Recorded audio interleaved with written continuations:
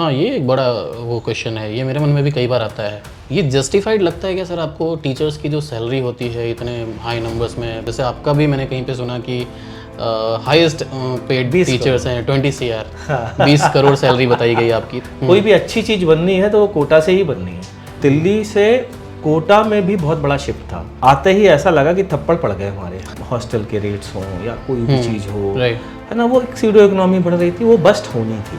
नाच के जनरली जो पॉडकास्ट में बोला जाता है, होता है, दरवाजे पर खुद ही नाच जाता हूँ। तो उसने कहा सर मैं जिस कोचिंग से आ रहा हूँ ना, वहाँ पर मुझे इसी क्वेश्चन पे बहुत डांटा गया था और क्लास से निकाल दिया गया। ऐसे ज्वेलर्स में रहता था कि यार ये मेरा नाम कभी नहीं लिया। जब मैं ऑनलाइन को देखता हूँ तो वो बहुत ही बिखरा हुआ सा है। आपने स्टार्ट किया नारायणा से बंसल, बंसल से एलन से फिर अनअकैडमी से अभी फाइनली आप। Hello, welcome. तो स्वागत है आप सभी का IHO के मीडिया के कोटाज टॉप एडुकेटर्स की सीरीज़ में। इस सीरीज़ में हम आपको मिलवाते हैं ऐसे टीचर्स से जो कोटा को कोटा बनाते हैं। तो आज इस सीरीज़ में हमारे साथ हैं फिजिक्स गुरु मोहित भार्गव सर। स्वागत है सर आपका IHO के मीडिया के इस प्लेटफॉर्म पे। इससे पहले कि हम डिटेल डिस्कशन करें इस टॉपिक पे या मोहित भार्गव सर के साथ, मैं एक स्टोरी बताना चाहूँगा आप सबको जो हमारे लिए बहुत इंस्पिरेशनल है। एक विद्यार्थी है जो ISM धनबाद, उस टाइम का ISM धनबाद, वहाँ से अपनी इंजीनियरिंग पूरी करता है। फिर उसके बाद उनकी जॉब लग जाती है steel authority of India limited में, जो नवरत्नों में से एक गिना जाता है। वहाँ पे जॉब करने के बाद 3 महीने में ही उनको रियलाइज़ हो जाता है कि ये जो 9 से 5 की जॉब है वो हमारे लिए नहीं बनी है, हमें कुछ अलग करना पड़ेगा। फिर वो देश की एक सबसे जो कठिन परीक्षा है UPSC, उसकी तैयारी में लगते हैं। लक्ष्य होता है अफसर बनने का, बट नियति को ये भी मंजूर नहीं होता है। कुल 6 महीने के बाद ही कुछ पारिवारिक कारण की वजह से उनको वो फील्ड छोड़ना पड़ता है। और उस दौरान एक वैकल्पिक विषय के तौर पे जो फिज़िक्स लिया गया था, उस पे की गई मेहनत उनके काम आती है। दोस्तों का कहना होता है कि फ़िज़िक्स अच्छा है तुम्हारा, तुम फिज़िक्स क्यों नहीं पढ़ाते, और इस तरह हमें फिज़िक्स गुरु मिलते हैं मोहित भार्गव सर। तो सर आप कैसे देखते हैं इस जर्नी को? यार ये जर्नी जहाँ से आपने शुरू की है, अगर मैं वहाँ से देखता हूँ तो सही बताऊँ तो उस समय तो ऐसा सोचा नहीं था कि मैं सफ़र के इस मुकाम पर कभी पहुँचूँगा। और मैंने चूँकि दिल्ली से शुरू किया था तो मैंने तो ये भी नहीं सोचा था कि मैं कोटा पे आ पाऊँगा। और बहुत ही ज़्यादा सेटिस्फेक्शन है इस जर्नी को लेकर के, क्योंकि यार बहुत कम लोग होते हैं जो सही समय पे सही डिसीजन ले पाते हैं, ऐसा मेरा मानना है। तो मैं आज क्या है कि कितनी भी मेहनत पड़ती है तो एक चीज़ का सेटिस्फेक्शन होता है और वो है पढ़ाने का। राइट। तो वो कहीं ना कहीं मेरी जर्नी जो हुई है इतनी लंबी, उसमें कहीं पर भी ये एहसास नहीं हुआ कि मैं बोर हो रहा हूँ या मैं इस पर्टिकुलर चीज़ से ऊब रहा हूँ। तो मेरे हिसाब से हॉबी है मेरी, और यही कारण है कि मैं इतने लंबे सफ़र तक आ पाया। सर आपने स्टार्ट किया नारायणा से बंसल, बंसल से एलन से फिर अनअकैडमी से अभी फाइनली आप एकेडएक्सेल पर आए हैं। कैसा लगता है ये डायनामिक शिफ्ट, ये जो सिस्टम का हो रहा है, एजुकेशन सिस्टम का? यार इसमें मैं बोलूँगा, सबसे पहले मैं दिल्ली की बात करता हूँ।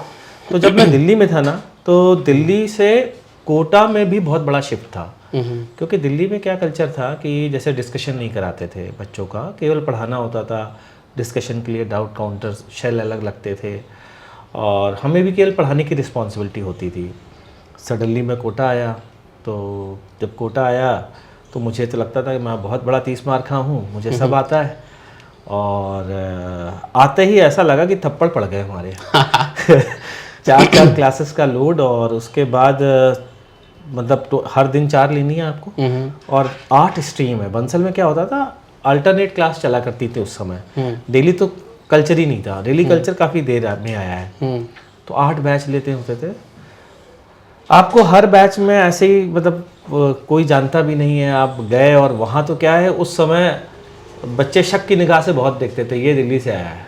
हाँ। तो इसका मतलब है कि बहुत गड़बड़ होगा मामला। तो बहुत स्ट्रगलिंग फेस रहा मेरा ट्रांजिशन के दौरान, खासकर दिल्ली से कोटा जब मैं बंसल में आया। फिर उसके बाद एलन में आया, काफ़ी दिन वहाँ पर रहा। वहाँ पर एक चीज़ जो सीखने को मिली और देखने को मिली वो ये मिली कि कोटा आखिरकार क्यों इतना बड़ा हब बना जेई इंडस्ट्री के लिए या जेई एंड नीट के लिए।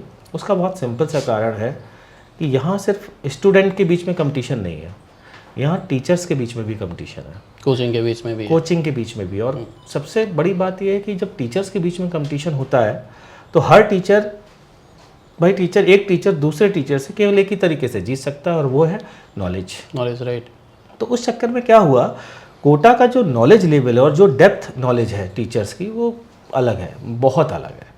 मतलब क्योंकि मैंने बाहर भी काम किया और अभी इस दौरान मैं जब मेरी भी जो पिछली कंपनी थी उसमें मैं काफ़ी सेंटर्स के लोगों से भी मिला, उनके मतलब जो उस कंपनी के दूसरे सेंटर्स थे तो वहाँ जाता था और वहाँ जब डेप्थ नॉलेज की बात चलती थी तो पता ये चलता था कि यार कोई भी चीज़ अगर करनी है ना तो वो कोटा से ही होगी, कोई भी अच्छी चीज़ बननी है तो वो कोटा से ही बननी है।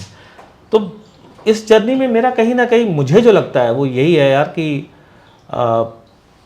मेरे लिए बहुत बहुत खुशनसीबी है मेरी कि मैं कोटा आया और कोटा में आकर के फिर उन चैलेंजेस को एक्सेप्ट किया, उनमें ढला और आज ये हिम्मत कर पा रहा हूँ कि ऑनलाइन वाली शिफ्ट जो अभी आपने बोला है उस दिशा में जाने का सोच पा रहा हूँ। ये इसमें पूरा योगदान कोटा का ही है। ओके सर, करीब 2 दशक से ज़्यादा की जर्नी रही है आपकी। 18 साल तक आपने एक कन्वेंशनल कोचिंग में पढ़ाया, फिर एक एडटेक में आपकी रोल प्ले कर रहे थे वहाँ पे, एंड अभी फाइनली एक एडएक्सेल में आए हैं।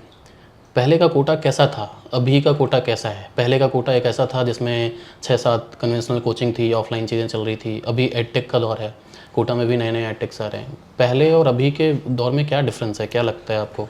यार एक चीज़ मैंने अंशु मिस की है बहुत ज़्यादा पुराने कल्चर में और आज के कल्चर में, और वो है टीचर और स्टूडेंट का जुड़ाव। राइट। और वो जो जिस समय 2008 की अगर मैं बात करूं, 2008 के दौरान की बात करूं, इवन 2014 तक जो मेरा लगाव उस समय के बच्चों से था, आज उन बच्चों से नहीं है। आज पता नहीं क्या है। और सिर्फ ये चीज़ मेरा नहीं कहना है, ये जितने भी टीचर्स हैं इस इंडस्ट्री के जो पुराने हैं उन सबका यही कहना है कि कहीं ना कहीं इमोशनल जो अटैचमेंट था वो कम हो गया, वो कम हो या ऑलमोस्ट खत्म हो गया। ये ऑलमोस्ट खत्म हो गया। बिल्कुल आप सही कह रहे हैं। क्या रीज़न है इसका? मैं मतलब नहीं समझ पाता हूँ। शायद ऑनलाइन के ऑप्शंस आ गए हैं बच्चों को कंपैरिजन के लिए, तो बच्चे उस तरीके से टीचर को उस निगाह से नहीं देख रहे हैं जिस भगवान की निगाह या यूँ कहें एक बड़े भाई की निगाह या एक परिवार के जो बड़े सदस्य होते हैं उस निगाह से जो देखते थे। सर, बीइंग एन एक्स कोटाइट, मैंने कोटा में वो वाला दौर देखा है जब स्टूडेंट किसी टीचर के खिड़की से चिपक के खड़े होते थे कि बस उनकी लेक्चर को सुन लें। हाँ, मैं वो वाला दौर खत्म हो गया। मैं बोर्ड पे पढ़ाता था और जो पोडियम होता था ना, तो पोडियम में बच्चे बैठते थे, तो जब पोडियम पे कोई बच्चा बैठेगा तो उसका मुंह तो इधर होगा। हाँ, फिर भी वो ऐसे पढ़ते थे, ऐसे पढ़ते, क्योंकि जगह नहीं होती थी। तो वो दौर, और उसके बाद आज भी वो बच्चे मेरे से जुड़े हुए हैं उस समय के। लेकिन अभी जो 2 साल पहले मेरे से जो निकल गया बच्चा, नहीं मतलब है उससे ज़्यादा बहुत। क्या लगता है आपको इसका ये रीज़न हो सकता है कि एजुकेशन बहुत ज़्यादा कॉमर्शलाइज हो गया, पहले इतना नहीं था शायद? अंशु नहीं, इसको मैं ये नहीं मानता हूँ। मेरा मानना ये है कि शायद कहीं ना कहीं ये संस्कृति का एक बहुत बड़ा चेंज है। मतलब जैसे जब से मीडिया आया है, जब से इंटरनेट बच्चों को मिला है, तो उन्होंने बाहर के कल्चर्स देखे। मतलब बेसिकली यूँ कह सकते हो कि ये कल्चरल मिक्सिंग है वेस्टर्न और ईस्टर्न की, जो पहले इंटरनेट के समय पे नहीं थी। जब इंटरनेट नहीं था ना, तब मिक्सिंग इतनी ज़्यादा नहीं थी। अभी क्या है कि जैसे मान लीजिए मैंने 10-15 मूवी देख ली और मैं एक स्टूडेंट हूँ, मैंने स्पाइडरमैन की देखी और फलाना देखा, और मैं देख रहा हूँ कि उसमें टीचर जो है वो खुद ही कह रहा है कि बच्चे से कि यार ऐसे करो, तो बच्चा कहता नहीं करूँगा। अब मैं 1 बार देखूंगा, 2 बार देखूंगा, 10 बार देखूंगा, 15 बार देखूंगा, फिर वो मुझे नॉर्मल लगने लगेगा। फिर वो मुझे लगेगा यार ये चीज़ें ऐसी ही होती हैं। तो एक तो ये है, और दूसरा जो आपने बोला है कहीं ना कहीं कॉमर्शलाइज होना, मतलब बच्चा भी ये सोचने लगा कि यार पैसे दे दिए हैं, अब बस पढ़ाओ, उनकी हमने पैसे दे दिए, हमारी ड्यूटी पूरी हो चुकी है, हमारी ड्यूटी पूरी हो चुकी है, और अब आप तो पढ़ाने पे ध्यान दो। और कहीं ना कहीं ये सब चीज़ें हैं। और एक और बात है कि बहुत सारी फैसिलिटीज़ मिलने के कारण बच्चा टीचर से उतना जुड़ा भी नहीं। जैसे उस ज़माने में जब 2008-9 की बात करूँ मैं, तो टीचर काफ़ी हेल्प करता था बच्चे की, हेल्पफुल होते थे वो, बहुत हेल्पफुल होते थे, एकेडमिक भी नॉन एकेडमिक, नॉन तो हर तरीके से। अच्छा तेरे पास रहने की जगह नहीं है तो एक काम कर, मेरे ही नीचे वाला पोर्शन खाली बेटा, तू वहीं आ जा। लेकिन अभी चूंकि इतना प्रोफेशनल हो गया है, इतनी चीज़ें, इतने अवेलेबल ऑप्शंस हो गए हैं कि बच्चे और टीचर का जुड़ाव इतना हो ही नहीं पाता है। वो मेंटालिटी चेंज टीचर्स में भी आए हैं, 100% वो भी स्टूडेंट्स को अपना पहले जितना समझते थे नहीं समझते। और खासकर देखिए यही स्टूडेंट जब 2014 की अगर मैं बात करूं तो 2014 के कई स्टूडेंट टीचर बन के यहाँ आए हैं, राइट। तो उनको वो सेंस ही नहीं है अभी तक, वो उन्होंने देखा ही नहीं ना। तो बेसिकली जो भी टीचर अब नए आ रहे हैं उन्होंने वो लगाव या वो जुड़ाव नहीं महसूस किया जो उस समय था। लेकिन मेरा फिर भी ये मानना है कि हर चीज़ के पॉजिटिव और नेगेटिव पॉइंट्स होते हैं, राइट। कि इसका अगर हम नेगेटिव पॉइंट डिस्कस करें तो कुछ पॉजिटिव ही होंगे, ऐसा नहीं है। तो ये एक बहुत बड़ा चेंज है पुराने कोटा में और नए कोटा में। हमारा नेक्स्ट क्वेश्चन भी सर इसी बारे में था कि क्या बेटर है अभी, क्या बेटर चल रहा है, कि अगर हम ऑफलाइन को देखें या ऑनलाइन को देखें, आपको क्या लगता है क्या बेटर है, या दोनों को अगर कंपेयर करें? इसमें मेरा मानना ये है कि यार देखो, अनडाउटली कोटा की जो पेडागोजी है, जो कोटा के टीचर्स जिस तरीके से पढ़ाते हैं, ये मैं गारंटी लेता हूँ हिंदुस्तान में कोई नहीं पढ़ाता, कोई नहीं पढ़ाता, गारंटीड है। अब ये ऑफलाइन और ऑनलाइन की अगर मैं बात करूं तो एक टॉपर बच्चा जो डिसिप्लिन, सेल्फ डिसिप्लिन में रहता है, वो किसी में पढ़े चल जाएगा। लेकिन आपको भी पता है मेरे हिसाब से 1% भी टॉपर मतलब बच्चे सेल्फ डिसिप्लिन नहीं होते होंगे हिंदुस्तान में। हिंदुस्तान में क्या कहीं तो यही रीज़न है कि कोचिंग चल रहे हैं, इसी रीज़न है कोचिंग चल रहे हैं ऑफलाइन खासकर। तो मेरा ये मानना है कि बच्चे सेल्फ डिसिप्लिन नहीं होते हैं, और एक ऑफलाइन कोचिंग जो है ना वो सेल्फ डिसिप्लिन नहीं होने के बावजूद भी उनको डिसिप्लिन में ला सकता है। भाई आना है, अटेंडेंस हो रही है, रोज मिल रहे हैं, रोज मिलने के बाद होमवर्क चेकिंग हो रही है, वो नहीं पॉसिबल हो पाता ऑनलाइन में। हाँ, अगर आप ये है कि बिल्कुल सेल्फ डिसिप्लिन है कोई बच्चा, सुबह उठता है, हालांकि ऐसा नहीं है, अब संख्या बढ़ रही है सेल्फ डिसिप्लिन बच्चों की। क्यों? क्योंकि माँ बाप एजुकेटेड है, उनके माँ बाप ही काफ़ी, कोई इंजीनियर है, कोई डॉक्टर है, तो वो अपने बच्चों को बता रहे हैं भैया नहीं, वो या यूँ कहे कि वही ध्यान रख रहे हैं, सुबह इस टाइम पर उठो, होमवर्क करो, ये करो। तो ऐसे केस में कहीं ना कहीं ऑनलाइन एक बढ़िया ऑप्शन है, कोई बुराई नहीं है। लेकिन मैं यहाँ पर कोटा वालों को इस मामले में ये ज़रूर कहना चाहूँगा कि हम कोटा वाले सिर्फ और सिर्फ कोटा लोकेशन के कारण नहीं है, मतलब ये जो नॉलेज है ना टीचरों की जो बनाई हुई, इसको अगर ये इवन ऑनलाइन के माध्यम से बाहर फैलाएंगे ना तो भी कोटा को रोकने वाला कोई नहीं। हाँ, क्योंकि वो जो 25-30 साल की एक लेगेसी चलती आ रही है बंसल के टाइम से या उस टाइम से, बिल्कुल वो कोटा को अलग बनाता है, वो अलग बनाता है, बिल्कुल बनाता है। सर कोटा स्टूडेंट की एक ऐसी दुनिया रही है, आप खुद 20 साल से इस इंडस्ट्री में हो, तो एक ऐसी दुनिया रही है जो हमेशा आबाद रहा है इस तरह से कि चाहे वो कोचिंग स्टूडेंट के रिजल्ट को लेकर हो या कोचिंग स्टूडेंट के नंबर को लेकर हो, अभी थोड़ा सा डाउन चल रहा है कोटा। अब उसके लिए एडटेक रिस्पॉन्सिबल है या कोटा खुद रिस्पॉन्सिबल है या कोटा के पायनियर कोचिंग्स रिस्पॉन्सिबल हैं? आपको कैसे लगता है कि कोटा क्यों डाउन है? देखो इसमें दो चीज़ें हैं, मतलब मेरा मानना यह है कि रिस्पॉन्सिबिलिटी की अगर मैं बात करूं तो कई बार क्या होता है कि कोई सिटी बहुत ज़्यादा किसी पर्टिकुलर चीज़ के कारण हिट है और पूरे हिंदुस्तान में धीरे धीरे उसका नाम हो रहा है, शिक्षा की काशी बोला जा रहा है। तो जब किसी का नाम होता है ना तो वो टारगेट भी ज़्यादा बनता है, राइट, है ना।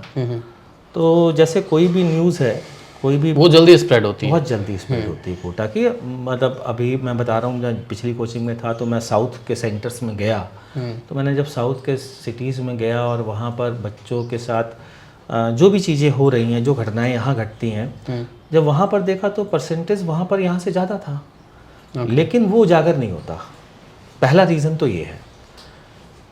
अब दूसरा रीज़न सिर्फ एक नहीं है, मैंने बताया ना सिर्फ एक नहीं है, ये वन ऑफ द रीज़न है। दूसरा अंशु मेरा मानना ये है कि समय का पहिया है ये। कोई भी इकोनॉमी जो है ना वो अपने आप को, जैसे प्रकृति जो है ना वो अपने आप को दुरुस्त कर लेती है, बैलेंस करती है, वैसे इकोनॉमी जो है ना ये बैलेंस हो रही है इस समय कोटा की। कारण है इकोनॉमी सीडो हो रही थी, आप भी समझते हो और हर कोई समझता है। एक सीडो इकोनॉमी बढ़ रही थी, हॉस्टल के रेट्स हों या कोई भी चीज़ हो, है ना, वो एक सीडो इकोनॉमी बढ़ रही थी, वो बस्ट होनी थी, बस्ट हुई है। लेकिन मेरा मानना ये है कि बस्ट होने से किसी को घबराने की ज़रूरत नहीं है, क्योंकि ये हर जगह ये समय का पहिया है, ये बैलेंस होगा और वापस से फिर से आएगा। लेकिन हाँ, it will take some time, मतलब पेशेंस रखने की ज़रूरत है हमसे। एडटेक का कितना बड़ा रोल है इसमें? एडटेक का रोल है, एडटेक का रोल ऐसे है कि अगर बच्चे, एडटेक से ज़्यादा रोल तो बल्कि मैं ये कहूँगा कि अगर किसी बच्चे को उसी के सिटी में सेंटर मिल रहा है तो सबसे बड़ा तो रोल ये है। देखो है ना, मैं भी अगर मैं अपने, मेरा ही बेटा हो और मैं कोटा का निवासी नहीं हूँ, मैं कहूँगा यार थोड़ा सा ही तो डिफरेंस है, क्योंकि मैं वहाँ बैठ के नहीं बता सकता ना यार कोटा के टीचर में कितना डिफरेंस है। मैं तो ये बोलूँगा यार थोड़ा डिफरेंस होगा, इतना तो कर सकते हैं। और बच्चे को वहाँ भेजने से अच्छा, प्लस न्यूज़ लोगों ने हाइप ऐसा बना रखा है कोटा के बारे में, तो मैं सोचता हूँ यहीं पढ़ाऊँ, सेम कोचिंग यहाँ आ रही है। तो सबसे बड़ा रोल तो यही है कि मल्टीपल सेंटर्स, जो कोटा कोचिंग के ही मल्टीपल सेंटर्स जो दूसरी जगह खुले हैं, इनका बहुत बड़ा रोल है। ओके, तो सर कोटा के बारे में भी चलो ये सब तमाम बातें हो गई। आपका सब्जेक्ट फिजिक्स है। Physics one of the toughest subjects माना जाता है मेरे ख्याल से। मेडिकल, मेरा स्ट्रीम मेडिकल था तो मुझे तो बहुत टफ लगता था, जेई वालों को भी लगता ही है शायद। बिल्कुल बिल्कुल। मोहित भार्गव सर की क्लास में ऐसा क्या होता है कि फिजिक्स एंटरटेनिंग है और फिजिक्स बहुत रोचक सा सब्जेक्ट है? इसमें थोड़ा सा मेरा डिफरेंट है, क्योंकि जनरली आप इस चीज़ का आंसर ये सुनोगे कि मैं एक्सपेरिमेंट करके दिखाता हूँ बच्चों को, ऐसे नाच के जनरली जो दिखाता हूँ, पॉडकास्ट में बोला जाता है, जनरली होता है, दरवाजे पे खुद ही नाच जाता हूँ। मेरा इसमें थोड़ा क्या है, बल्कि मैं इसके अपोजिट हूँ। मैं क्या है कि डेफिनेशन पे फोकस करता हूँ बहुत ज़्यादा, और बच्चों को थोड़े दिनों बाद जब उस डेफिनेशन से रिलेट करते हैं तो उनको जो एक्सपीरियंस होता है, वो एक्सपीरियंस उनको एक्चुअली में बुक्स से भी नहीं होता है। मतलब वो सोचते हैं कि यार ये चीज़ तो मैंने कभी सोची ही नहीं थी कि ऐसा भी हो सकता है। जैसे एक एग्जांपल है, अभी मैंने एक उस पर वीडियो भी बनाया है कि न्यूटन सेकेंड लॉ जो है F=ma है, छोटी सी बात है, सब जानते ही हैं। तो उसमें F0 डाल दो तो A0 हो जाता है, A0 डाल दो तो F0 आ जाता है, यही तो फर्स्ट लॉ है। तो भाई न्यूटन क्या बेवकूफ़ था तो उसने फर्स्ट लॉ दिया। तो मैं ये जब प्रश्न पूछता हूँ बच्चों को तो बच्चे सोचते हैं हाँ यार बात तो सही है, 3 लॉ देने की क्या जरूरत थी, 2 ही देते। तो इस तरीके से मैं रोचक बनाता हूँ। मतलब फिजिक्स में ही जिन चीज़ों पे जनरली लोग ध्यान नहीं दे पाते हैं, बस ऐसे ही बस चल रहा है इतने दिनों से, उसके पीछे का क्या लॉजिक है, थोड़ा सा ये मैं ऐड कर। अभी से आपने जैसे डेरिवेशन पे बात किया, फिजिक्स के डेरिवेशन पे, कई बार कोटा स्टूडेंट्स को ऐसे ट्रीट किया जाता है, या जब भी कि उनको कैलकुलेटिव नॉलेज ज़्यादा है, वो आंसर बेस्ड नॉलेज ज़्यादा करते हैं, उनको कॉन्सेप्ट का ज्ञान नहीं होता। ये कैसे, क्या लगता है आपको? नहीं, मतलब इसमें अगर ये कोई सोचता है तो मतलब जस्ट उल्टा सोच रहा है एक्चुअली।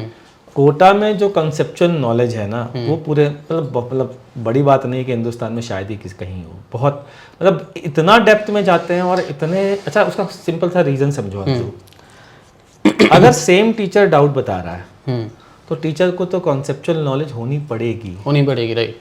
क्योंकि अगर मैं केवल, मेरा काम सिर्फ पढ़ाना होता, मैंने पढ़ाया और चला गया, डाउट के लिए कोई और है, जो कि कई जगहों का कल्चर है, तो मुझे ज़रूरत ही नहीं ना इन डेप्थ जाने की, क्योंकि बच्चा डेप्थ के डाउट पूछता है। एक बच्चे ने अभी 24 रैंक आई जेई में एडवांस में उसकी, उसने मेरे से डाउट पूछा था, सर ये ब्लॉक रखा है, ये उड़ क्यों नहीं जाता है नॉर्मल की जैसे। अब अगर यही क्वेश्चन बाहर के सिटीज़ में पूछा जाए तो टीचर बोलता है ये कोई क्वेश्चन है, क्या पूछ रहे हो, ये कोई मतलब है क्या, क्वेश्चन करने से मतलब रखो। लेकिन कोटा के टीचरों का ये फर्ज बनता है कि उसको यहाँ पर भी विद लॉ को ध्यान में रखते हुए उसे ये समझाएं कि बेटा ऐसा क्यों नहीं हो रहा है। तो मेरे हिसाब से तो बिल्कुल ही ये गलत, अगर परसेप्शन है तो गलत है। तो मतलब रिजल्ट ओरिएंटेड पढ़ाई का तरीका हो या नॉलेज ओरिएंटेड पढ़ाई का तरीका? मेरे हिसाब से अगर मैं बात करूं तो एग्ज़ाम के 6 महीने पहले तक, जब तक सिलेबस कंप्लीट नहीं हो जाता, तब तक नॉलेज ओरिएंटेड होना चाहिए, और जब रिवीजन स्टार्ट होता है तब फिर एग्ज़ाम ओरिएंटेड होना चाहिए। अभी सर एकेड एक्सेल आपने ज्वाइन किया है, हमें पता लगा अभी रिसेंटली आपने ज्वाइन किया है, क्या डिफरेंट करने वाला है एकेड एक्सेल? एकेड एक्सेल है क्या? एकेड एक्सेल है क्या, बिल्कुल, ये आपने अच्छा क्वेश्चन पूछा। यार मैं जब प्योर ऑफलाइन से एडटेक में गया तो मैं एक चीज़ मिसिंग पा रहा था, और वो मिसिंग चीज़ ये थी कि ऑफलाइन वाले ऑनलाइन की चीज़ों को नहीं समझ पा रहे थे, या यूँ कहें कि उस तरीके से प्रेजेंट नहीं कर पा रहे थे, यहाँ पर रह करके दूसरे सिटी के बच्चों को पढ़ा नहीं पा रहे थे। फिर मैं तो एडटेक में गया, तो मैंने वहाँ बैचेस देखे, और कंपैरिजन के चक्कर में मैंने दूसरे जो कॉम्पिटिटर्स थे उनके बैचेस भी देखे। एक चीज़ ऑनलाइन में मिसिंग पाई कि जो ऑफलाइन में हम लोग ना बच्चे को हर तरीके से देखते हैं, भाई ये चैप्टर दिया, इसका अगले दिन होमवर्क पूछ रहे हैं, होमवर्क किया कि नहीं किया, क्यों नहीं किया बेटा, बहुत इंपॉर्टेंट था, चलो अच्छा बताओ किस क्वेश्चन में डाउट है, मैं बताता हूँ। चलो हर हफ्ते एक टेस्ट होगा, तुम्हारी टेस्ट की परफॉर्मेंस डिस्कस होगी और वो उस परफॉर्मेंस में क्या गड़बड़ आई है वो मैं एनालिसिस करूंगा। ये ऑफलाइन में मैं कर रहा था कई सालों से। जब मैं ऑनलाइन को देखता हूं तो वो बहुत ही बिखरा हुआ सा है। मतलब एक बैच है ऑनलाइन का, तो वहां बस कंट्रोल्ड नहीं है वो, कंट्रोल नहीं, एक होती ना मेंटरशिप नहीं दिखती वहां पर। बस 3 लोगों के लेक्चर पढ़े हैं, असाइनमेंट कहीं और पढ़ा है, डीपीपी कहीं और पढ़ी है। वो डीपीपी किस लेक्चर के साथ करी जानी जरूरी है और उसका डिस्कशन उस लेक्चर के बाद किया जाना जरूरी है, ये मिसिंग है ऑनलाइन में। और ये सारे प्लेटफॉर्म में मिसिंग है। ये खराबी भी है, लेकिन मेरे को ये अपॉर्चुनिटी दिखी है। ओके। और बच्चों के लिए मैंने कहा अगर मैं कोटा की टीचिंग स्टाइल ऑनलाइन के माध्यम से पूरे हिंदुस्तान में फैला दूं तो इससे अच्छी कोई बात नहीं हो सकती। तो मेरा मेन जो ऑब्जेक्टिव है वो यही है कि जो सिस्टम मैं इतने दिनों से जिससे रैंक निकालता आ रहा हूँ, चाहे वो टॉप 20 हो, चाहे वो टॉप 100 हो, चाहे वो टॉप 10 हो, क्यों ना हम उस चीज़ को ऑनलाइन के माध्यम से वो खुशबू कोटा की हर जगह फैलाएं। तो ऑनलाइन ऑफलाइन की जो भी डिमेरिट्स है उसका सॉल्यूशन है एकेडेक्स। सॉल्यूशन है एकेडेक्स। सर इतने सालों तक आपने बच्चों को फिजिक्स पढ़ाया है, लगभग 20 साल से ज़्यादा हो गया आपको। स्टूडेंट्स में आप बहुत पॉपुलर हैं, वो हमने देखा भी है वीडियोस में, और स्टूडेंट्स बहुत मतलब क्रेज़ बहुत है आपका उसमें। आपका कोई ऐसा स्पेशल सा कुछ एक्सपीरियंस हो स्टूडेंट के बीच रहते हुए, कोई इंसिडेंट जो आप शेयर करना चाहें? एक है एक्सपीरियंस ऐसा, और मैं ये एक्सपीरियंस इसलिए शेयर करना चाहता हूँ कि ये बच्चों के लिए भी बहुत फ़ायदेमंद है। मेरे पास एक दिल्ली से एक बच्चा आया था करीब नवंबर के समय पे। वो वहाँ पर 11th में था। मैं किसी कोचिंग का नाम नहीं लूँगा और बच्चे का भी नाम ऑब्वियसली नहीं लूँगा। तो वो आया और उसने मेरे से फिजिक्स में कुछ पूछना शुरू किया और मैंने भी उससे पूछना शुरू किया, क्योंकि उसको ये था कि जहाँ पर मोहित भार्गव सर से जो है मैं अपने डाउट्स पूछ सकता हूँ और वो बता देंगे। तो उसने मुझसे कुछ 2-3 डाउट्स पूछे तो मैंने बताए, और फिर मैंने उससे कुछ पूछा तो उसने बताया। मैंने उससे एनसीईआरटी की कुछ ऐसी चीज़ें पूछी थी जो जनरली पता नहीं क्यों लोग मिस करते हैं, टीचर्स भी मिस करते हैं, बच्चे भी मिस करते हैं। और उसने भी मुझसे एनसीईआरटी के ही डाउट्स पूछे थे, वो जिन्हें मैं बहुत अच्छा समझता था कि यार ये तो कोई बच्चा पूछे ही नहीं। मतलब सही बताऊँ तो किसी बच्चे ने उस तरीके का डाउट मुझसे कभी नहीं पूछा था। तो जब उसने पूछा तो मैंने उसकी तारीफ़ करी। मैं कहा यार तू तो यार इतना प्यारा बच्चा, यार क्या डाउट पूछा तूने एनसीईआरटी। मतलब मज़ा आ गया मेरे को, लिटरली मेरे रोंगटे खड़े हो गए थे। मतलब गूज़बम्स आ रहे थे कि यार बच्चे ने क्या, टीचर नहीं पूछ पाते और बच्चा पूछ रहा है। तो जब मैं ये बोल रहा था तो वो बच्चा रोने लगा। अच्छा। तो मैं समझ नहीं पाया यार, मैं कहा यार मैं तेरी तारीफ़ कर रहा हूँ और तू रो रहा है, ये क्या रीज़न है इसके पीछे का। तो उसने कहा सर मैं जिस कोचिंग से आ रहा हूँ ना, वहाँ पर मुझे इसी क्वेश्चन पे बहुत डांटा गया था और क्लास से निकाल दिया गया था। अच्छा, ऐसा भी होता है? है? आप मेरी तारीफ़ कर रहे हो। ओके। तो मुझे बहुत अजीब सा भी लगा और फिर वो भी समझ में आया कि यार ये क्या मतलब है यार, बच्चे के डाउट पूछने पे अगर अपन इस तरीके से बिहेव करेंगे। तो फिर उस दिन मुझे एक चीज़ नई रियलाइज़ हुई कि कोई भी डाउट ना बच्चे का सिली नहीं होता है। और ये बच्चों के साथ साथ टीचर को भी समझना चाहिए, प्लस बच्चों को भी समझना चाहिए। कई बार बच्चे ना अपने मन में ही सोच लेते हैं कि यार ये मैं डाउट पूछूंगा बड़ा सिली होगा, लेकिन ऐसा होता है मोस्ट ऑफ द टाइम। लेकिन मेरा मानना है सभी बच्चों को ये कहना है यार प्लीज़ इस बात को समझो, आपका नाम मोहित भार्गव क्यों है, आप ये भी पूछने का अधिकार रखते हो। कोई भी डाउट सिली नहीं होता, हर डाउट बहुत बहुत इम्पोर्टेंट होता है। कई बार कुछ बच्चे ऐसे डाउट पूछ लेते हैं, हमें लगता है यार ये तो हमारा भी डाउट था, लेकिन हम पूछ नहीं पाए। बिल्कुल। और कई बार क्या होता है, मैंने ये भी देखा है कि हम उस चीज़ को बिल्कुल ही अनजान थे, चूँकि तो पता चला बच्चे को ही डांट दिया कि यार ये तो रेलेवेंट डाउट ही नहीं है, कोई मतलब ही नहीं ऐसे है। होते हैं कई टीचर्स। तो मेरा यही मानना है कि बच्चों से खासकर यही मानना है कि यार टीचर हो चाहे ना हो, आप पीछे पड़ जाइए ना। हाँ, आपने फी पे करी है, आपका पूरा राइट है कि आप क्वेश्चन कर सकते हो, क्वेश्चन करिए और क्वेश्चन को पूछिए। तो ये एक बड़ा अच्छा एक्सपीरियंस था। और बच्चे की रैंक 20 आई जे एडवांस में। तो मतलब वहाँ के जितने बच्चे थे वो वहाँ पर 7th रैंक पे था। और फिर जब उसकी रैंक यहाँ पर 20 आई जे एडवांस में, तो उसने अपने बाकी के बच्चों से पूछा था तो जो वहाँ का टॉपर था उसकी रैंक 96 थी।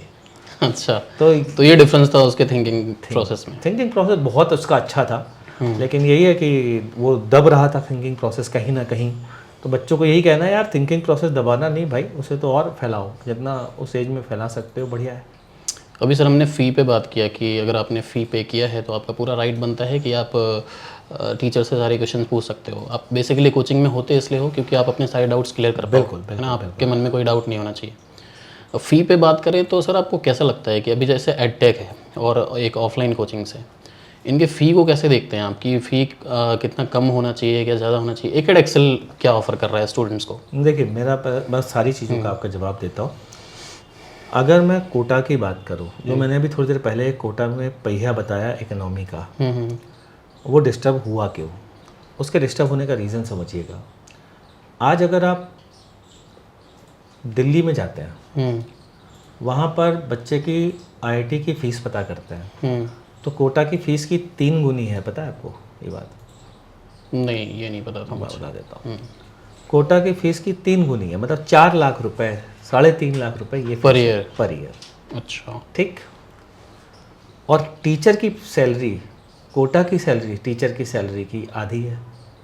हाँ, ये एक बड़ा वो क्वेश्चन है, ये मेरे मन में भी कई बार आता है। तो यहाँ की इकोनॉमी सर्वाइव करे कैसे, आप ये सोचो ना। अभी नेक्स्ट क्वेश्चन मेरा आपसे इस बारे में ही था कि अगर टीचर, आप बच्चे से सैलरी, बच्चे से जो वो ले रहे हो, पेमेंट ले रहे हो, जो वो कम ले रहे हो, और टीचर की सैलरी हाई दे रहे हो, तो ये इकोनॉमी झटका इकोनॉमी को तो लगना तय था। सैलरी यहाँ टीचर्स की बहुत हाई थी, और उसे हाई बोलो या टीचर जो बच्चों से हम फीस लेते थे वो कम बोलो, मैं उस पर नहीं जाऊँगा, लेकिन मैं ये जाऊँगा कि डिस्टर्ब थी इकोनॉमी। और वो भी एक बहुत बड़ा रीज़न रहा है कि जिसके कारण से इस तरीके की परिस्थितियाँ आई हैं। मेरा मानना ये है कि यार देखो, एक बढ़िया एजुकेशन देने के तरीके हो सकते हैं, जैसे कि रामचरितमानस में एक राजा ने कहा है कि एक ऐसे बादल बनो कि जहाँ पर पानी ज़्यादा है ना वहाँ से पानी लो, और जहाँ सूखा पड़ा है ना वहाँ पर पानी दो। ओके। ठीक। मेरा मानना एजुकेशन के लिए यही है। और स्पिरिचुअल चैरिटी इसी चीज़ को कहा गया है कि अगर आप फीस नहीं लोगे तो इतनी बड़ी जो टीम है जो बेस्ट एजुकेशन प्रोवाइड कर रही है, वो रन कैसे कराओगे? नहीं करा सकते, नहीं कर सकते। क्योंकि आपको बेस्ट क्वालिटी प्रोडक्ट देना है तो आपको फीस लेनी पड़ेगी। लेकिन अब आपको यहाँ दिमाग ये लगाना है कि वही राजा वाला, कि जहाँ पर पैसा है, जो पैसे वाले लोग हैं, आप उनसे पैसे लें। किस तरीके से, वो एक तरीके हो सकते हैं डिफरेंट। और जहाँ पर बच्चों को ज़रूरत है, उनके पास पैसे नहीं हैं, वहाँ पर वो चीज़ दें, एजुकेशन को बांटें। लेकिन अगर मैं कोर थीम की बात करूं, प्रिंसिपल की बात करूं, तो मेरे हिसाब से मेरी एकेड एक्सेल का प्रिंसिपल जो है वो है स्पिरिचुअल चैरिटी। वही स्पिरिचुअल चैरिटी मतलब जो खाने में खिलाया जाता है लोगों को, है ना, अपने धर्म में भी लोग खिलाते हैं। तो क्या करते हैं भाई, जो पैसे वाले लोग होते हैं उनसे लिया जाता है, जो गरीब लोग हैं उनको दिया जाता है। तो बस यही सेम चीज़। ये जस्टिफाइड लगता है क्या सर आपको? टीचर्स की जो सैलरी होती है इतने हाई नंबर्स में, कई बार मैं सुनता हूँ, जैसे आपका भी मैंने कहीं पे सुना कि हाईएस्ट पेड टीचर्स हैं 20 CR, 20 करोड़ सैलरी बताई गई आपकी। तो ये जस्टिफाइड लगता है टीचर की सैलरी 20 करोड़? इसमें दो चीज़ें हैं। पहली बात तो इसमें मेरे से ही इंटरव्यू हुआ था, जिस बंदी ने ये 20 करोड़ को फैलाया था। ओके। तो उन्होंने मेरे से पूछा कि 20 करोड़ आपकी सैलरी है? तो मैंने कहा नहीं है। अब मीडिया वाले इसको कैसे पिक करते हैं, वो कहते हैं कि मोहित भार्गव, इनकी सैलरी है 20 करोड़, और फिर छोटा सा ब्याज में कहते हैं हालांकि इन्होंने डिनाई किया। अब हालांकि इन्होंने डिनाई किया वो किसी ने नहीं सुना। हम भी ऐसा थंबनेल यूज करें। तो ये मतलब इतना तो मेरे हिसाब से कॉमन सेंस लोगों को रखना चाहिए कि यार 20 करोड़ सैलरी से कोचिंग तो नहीं चल सकती है, कोचिंग इंडस्ट्री। और इसकी इवन 1/5 भी सैलरी मिल जाए, भगवान करे, मुझे तो बहुत अच्छा रहेगा। तो इतना भी नहीं। हाँ, लेकिन ये ज़रूर है, आपका जो क्वेश्चन है उसमें मुझे टीचर लोग गाली ज़रूर देंगे इस आंसर पर। लेकिन मैं बोलूँगा ज़रूर कि कहीं ना कहीं टीचर्स की सैलरी जस्टिफाइड नहीं थी, नहीं है ना। तो लेकिन फिर वही बात, करेक्शन, इकोनॉमी करेक्शन करती है तो करेक्शन हो रहे हैं, आप जानते हैं इस समय ज़बरदस्त तरीके से करेक्शंस हो रहे हैं।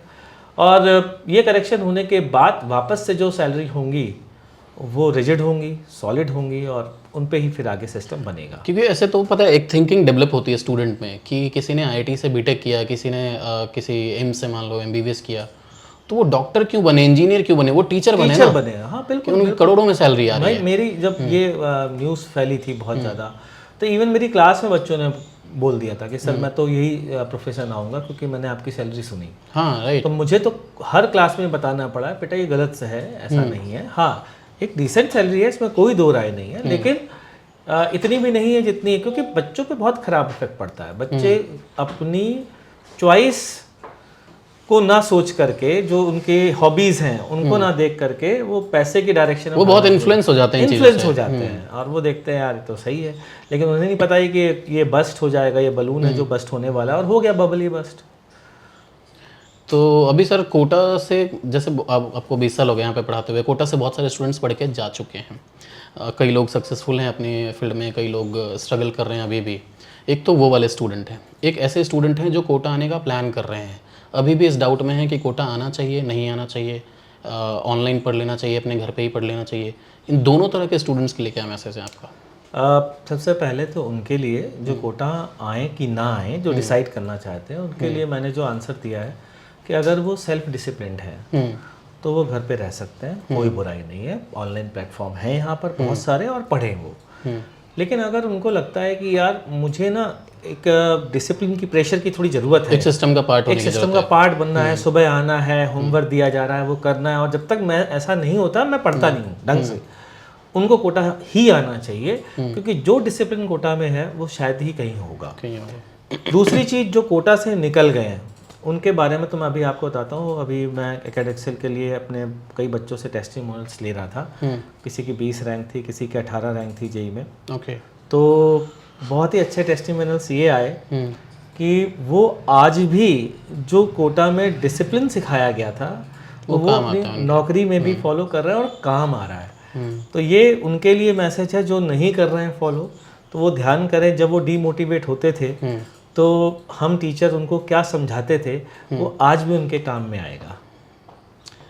हारना, जीतना और सीखना क्या इम्पोर्टेंट है कोटा आने के बाद? सीखना इम्पोर्टेंट है। फाइनली सर, अब मेरे ख्याल से हम लोग जितनी भी बातें कर रहे थे शहर के बारे में हो गई, फिजिक्स के बारे में हो गई, मैं ये जानना चाहता हूँ कि जब आप आईआईटी के लिए प्रिपेयर कर रहे थे तब क्या माइंडसेट था, तब उस टाइम का मतलब कैसा था कि हमें क्या करना है? सर मैं जब आईआईटी की प्रिपरेशन कर रहा था तो मेरे मोहल्ले के करीब 5 किलोमीटर के दायरे में कभी कोई आईआईटी निकला ही नहीं था। ओके। तो मुझे ना आईआईटी का बहुत ज़्यादा मतलब पता ही नहीं था, बस ये पता था कि बहुत तुर्रम खां कोई चीज़ है, अगर इसको आपने निकाल दिया तो आप बड़े। ये फर्स्ट चॉइस थी आपकी या आपको नहीं, बस हो गया मेरा। ओके, बस हो गया। तो ऐसे समझ लीजिए कि जब मेरा आईआईटी में सिलेक्शन हो गया तो मेरे जितने भी रिलेटिव्स थे वो बातें करते थे कि अच्छा बेटा आपका आईटीआई में हो गया है, चलो अच्छी बात है, घर में जो है नल सही नहीं है वो सही कर दो आके, है ना, बिजली का वो आईटीआई का डिप्लोमा होता है ना। हाँ, तो बिजली का कनेक्शन भी सही कर दो। बहुत अच्छा हुआ हमारे घर से एक आईटीआई का इंजीनियर निकला। तो यहाँ तक कि आईआईटी का मीनिंग भी नहीं पता था जिस एरिया में मैं रहता था। तो मेरे लिए तो यार मतलब ऊपर वाले का आशीर्वाद है जो मैं आईआईटी में निकल गया। बाकी अगर मैं कोचिंग की बात करूँ तो कोचिंग कानपुर में का मैंने तैयारी की थी। तो कानपुर में इंडिविजुअल का फैशन था, तो वहाँ एक सर थे, उनसे रिक्वेस्ट की थी कि फिजिक्स पढ़ा दें। अनीश सर करके थे, उन्होंने फिजिक्स पढ़ाई थी। विश्नोई सर थे, मैथ पढ़ाई थी, और केमिस्ट्री मेरा पढ़ने में मन नहीं लगता था। ओके। तो किसी तरीके से केमिस्ट्री खुद पढ़ ली और सिलेक्शन हो गया। अच्छा, उस समय सिलेक्शन आईआईटी में होने के लिए आपको पूरा पढ़ने की आवश्यकता नहीं होती थी, आप कुछ पर्टिकुलर टॉपिक्स कमांड कर लीजिए, उससे जा करके आपका आईआईटी में सिलेक्शन हो जाएगा। तो मेरी रैंक भी बहुत अच्छी नहीं आई, 2971 रैंक थी मेरी, 2971, और इस कारण से फिर मैंने ISM धनबाद से किया। जी। ऐसे भी स्टूडेंट हैं जो आईआईटी के लिए प्रिपेयर करते हैं, कई बार आईआईटी के लिए प्रिपेयर कर रहे हैं, कोई मेडिकल के लिए कर रहा है, जिनका प्रिपरेशन करने के बाद भी नहीं होता है। ऐसे लोग बहुत ब्लैंक होते हैं, ऐसे लोगों के लिए क्या मैसेज है सर? ऐसे लोगों के लिए अभी मेरी एक बच्ची थी, सप्ताक्षी, मैं नाम नहीं याद रख पा रहा हूँ, ठीक है, मैं उसके बारे में बताता हूँ। वो बच्ची मेरे पास बहुत मेहनत करती थी, बहुत ज़्यादा मेहनत करती थी, और वो 11th में टूट गई लगभग कि मैं घर जाना चाहती हूँ सर, बाद में से नहीं हो पा रहा। तो मैंने कहा देख 11th में ही 11th के लास्ट तक आते आते टूट गई, हम्म। मैं नहीं कर पाऊंगी 12th में। तो मैं कहा बेटा करके देख ले, मेहनत कर, जितना कर पा रही उतना कर। तो उसको किसी तरीके से मैंने मोटिवेट किया और उसकी रैंक जो है वो काफ़ी पीछे आई। तो ITBHU में जो कोई लोअर ब्रांच होती वो लेकर के चली गई। अभी 1 साल पहले उसका फ़ोन आता है कि IAS में 50 रैंक। अरे वाह यार, अब क्या कहूँ इसे मैं, रास्ते और भी हैं। बच्चों को यही समझाता हूँ, आज IAS जो 50 रैंक लेकर के बैठा है वो किसी IITian से कम है क्या? बिल्कुल भी नहीं। कहीं से कोई कम नहीं। और दूसरी बात, कम और ज़्यादा ना, मेरा मानना ये है सर, ये 11th-12th की प्रिपरेशन डिसाइड नहीं कर सकती। आप कम और ज़्यादा की लड़ाई में पहली बात तो रहो ही नहीं। आप जो कर रहे हो आप उससे कितना सेटिस्फाइड हो, वो सबसे ज़्यादा मायने रखती है। वरना पैसे के पीछे तो अगर भागोगे तो हो सकता है 4-5 साल बाद आप उगना शुरू हो जाओ। क्यों? क्योंकि वो आपकी हॉबी है नहीं, और आप जो कर रहे हो वो बस करना पड़ रहा है क्योंकि पैसे कमाने। तो जिनका सिलेक्शन नहीं होता है उनसे मैं यही कहूँगा कि वो अपना समय मेहनत और ईमानदारी से की गई मेहनत पर अभी भी लगाएं, किसी भी फील्ड में। किसी भी फील्ड में लगाएं। सफलता तो झक मार के मिलेगी ही मिलेगी, इसमें कोई दो राय नहीं। हाँ, ये ज़रूर है कि थोड़ा लेट मिल सकती है, किसी को मिलेगी ज़रूर। मिलेगी ज़रूर। अब सर एक फाइनल फीडबैक हमारे लिए, जिस प्लेटफॉर्म पे आपका ये पॉडकास्ट जाएगा, it happens only in Kota के लिए, क्या आप अवेयर हैं हमारे प्लेटफॉर्म से? बहुत ज़्यादा, और मेरी बहुत इच्छा थी आपसे मिलने की। बहुत कैसा लगता है हमारा काम, हम क्या करते हैं? मतलब मुझे तो, मैं बहुत प्रभावित था। और इवन बताऊं, मैं कई बार तो बहुत ऐसे ज्वेलर्स में रहता था कि यार ये मेरा नाम कभी नहीं लिया गया। फिर मुझे किसी ने बताया कि अंशु भैया जो हैं वो नीट के स्टूडेंट रहे हैं, तो वो नीट के टीचर को जानते हैं। राइट। ये एक प्रॉब्लम रही है। हाँ, तो मेरा मिलना आपसे पहली बार हुआ है, मैं बहुत बार आपका नाम सुन चुका हूँ ऑलरेडी, आपको बहुत बार चेक भी किया है हमने, बट हम ऐसे कभी इंट्रोड्यूस नहीं होते। नहीं, बहुत अच्छा लगा, मुझे तो बहुत अच्छा लगा, बहुत मज़ा आया आपके साथ बात करके, मिल करके। और मैं बहुत प्रभावित भी हूँ, मतलब जिस तरीके से आप लोग, ऐसे एक प्लेटफॉर्म की नीड है। मतलब सबसे इम्पोर्टेंट बात है कि एक सिंसियर प्लेटफॉर्म होता है ना, वो नहीं है। एक होता है यूट्यूब वाला प्लेटफॉर्म कि हाँ मस्ती मजाक चल रहा है, एक होता है सिंसियर प्लेटफॉर्म, सही मुद्दों को उठाना, राइट, सही बात को पहुँचाना, उसकी नीड है और वो रहना चाहिए। बहुत हमें व्यूज़ नहीं, हमें चेंज चाहिए कि शहर में कुछ प्रॉब्लम है तो वो चेंज होना चाहिए। वो व्यूज़ अपने आप आ जाएंगे। आप एक्सीलेंट काम करोगे, सक्सेस झक मार के आएगी। Thank you so much sir, आपने हमें अपना टाइम दिया। It happens only in Kota की ऐसी सीरीज़ हम जारी रखते हैं। बाकी आप हमारे प्लेटफॉर्म पर आए, बहुत बहुत धन्यवाद आप। मुझे भी बहुत अच्छा लगा। Thank you so much.